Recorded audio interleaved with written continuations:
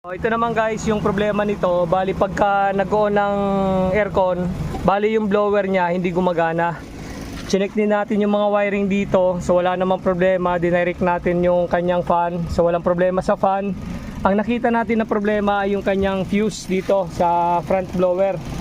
Yung ang nakalagay ay FR-BLW. So yun yung front blower nandito sa fuse box niya. So pakita ko sa inyo. Ito FR BLW 25 amperes. Yan, ito yun yung pinalitan natin.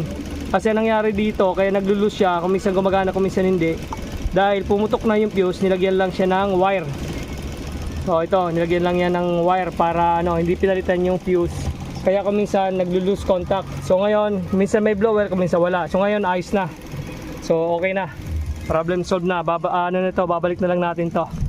So yan, umaandar na yung blower niya. Yan. So okay, umaandar na, ayos na. So hindi na nawawala. Yan, naka-aircon siya. Ito yung switch para sa kanyang AC. Tapos ito naman yung sa blower, 1, 2, 3, 4. Okay, so ayos na.